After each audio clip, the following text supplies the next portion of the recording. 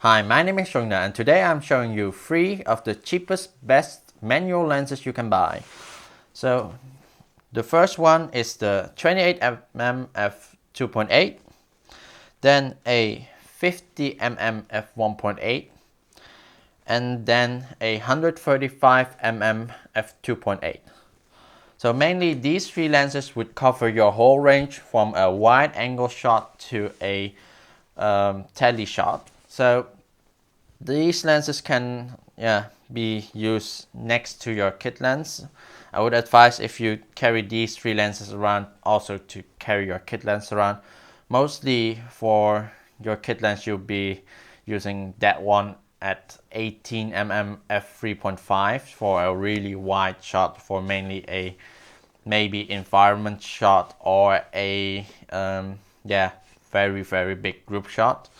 And then the 28mm f2.8, it's mostly a little bit faster than your average kit lens with the 18mm f3.5. However, if you zoom in your kit lens to 28mm, you probably see that it actually gets darker. It goes about f4 instead of 3.5, so it changes the aperture a bit. And then the better one is, of course, then to go over to your 28mm f2.8. So it's much faster and brighter than your kit lens. You can actually basically at night at well-lit street with street lights, it's still a great lens to use. You don't have to use really high ISO for it. Can use around 800 ISO. And basically f2.8 is pretty much brighter than your kit lens. And the price for the 28 f2.8 is not really that much, because it's very known lens, and there's a lot of them out for sale. So you can buy it for around 5 to 50 bucks, depending on which brands or which mount you are buying it from. But if you're really lucky, you can buy it for a really low price. And then you got like the 50mm f1.8. So basically it's also same as the new or the brand new ones. You can buy the 50mm f1.8 from Canon itself. However, the Canon itself, it got like autofocus, and it's really sharp. It's because it's built from Canon and really it's built for the camera itself. However, the prices for the new Canon lens is around 100 bucks. So you have to see, if you are really low on budget, I would advise to try and get like a old second-hand 50mm, which cost you around 15 to 50 bucks. And yeah, they are like really cheap, and you just have to buy like an adapter for it. And yeah, you're paying way less than your brand new lens.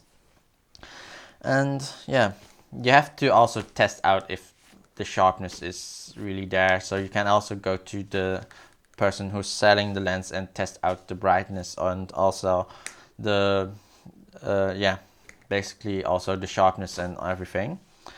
And then basically the last one is the 135 f2.8. So way faster than the Tamron 70 to 300.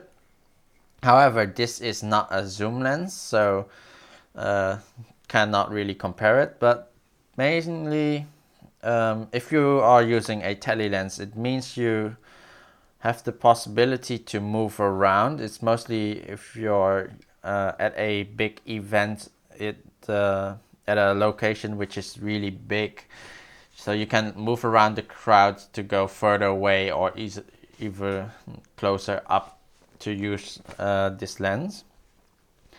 Mainly, you can get nice depth of field with it, because it's a longer focal length, and with 2.8 get nice shots. And this one costs also around the same price as the other two. So you can pretty much get all 3 of them maybe together for even lower than 100 bucks. If you're really lucky, you can buy maybe a old camera with all the free lenses with them, like for 50 bucks. If you're really lucky, you can find those things. And main problem with them is they are free prime lenses, so you can't focus, or you can't zoom in or zoom out with them. You only can focus with them, and mainly you have to learn about how to avoid or find a solution for the limitations of these lenses. However, you learn photography better, so you can learn how to adapt yourself by moving around, or kneeling down, or doing all kinds of things to learn how to improve your photography with these limitations, to actually find solutions to go around them. And also the great thing is just they are really cheap. The other problem might be they are old lenses with manual focus, so you can't autofocus with them. However, nowadays you got all kinds of solutions for that. For basically for all the Canon, you got like also adapters with a chip lens, so it helps you with focusing. It actually, when something is in focus, the red dot in the viewfinder will show up, and also a focus sound, if you got that on, it will come up.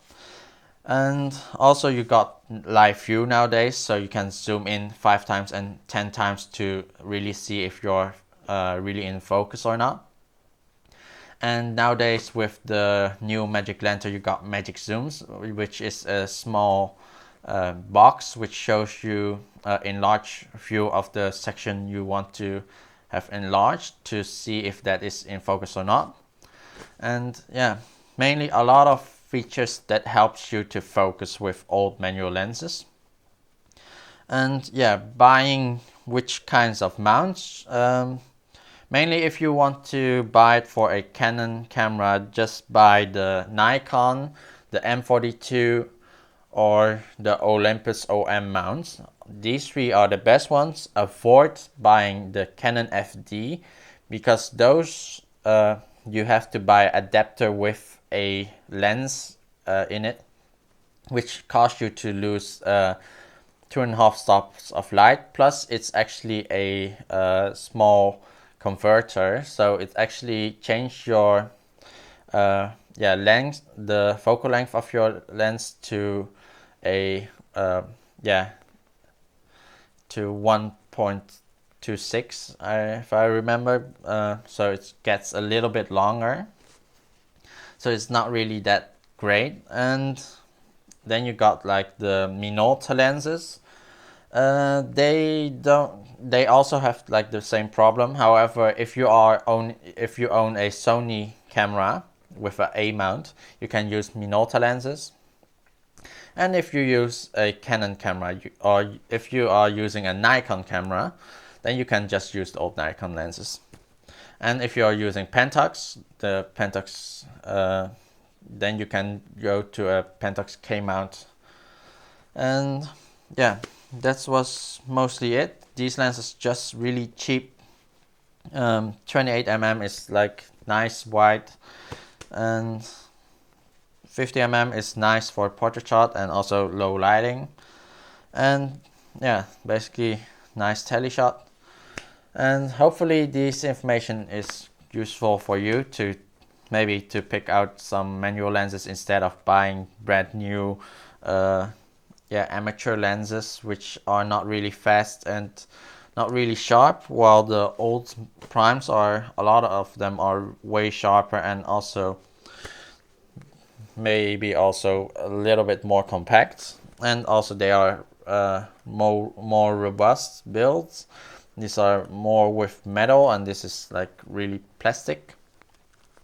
And hopefully all these informations helped you, and please comment below if you got any questions, and please subscribe, and see you next time. Bye.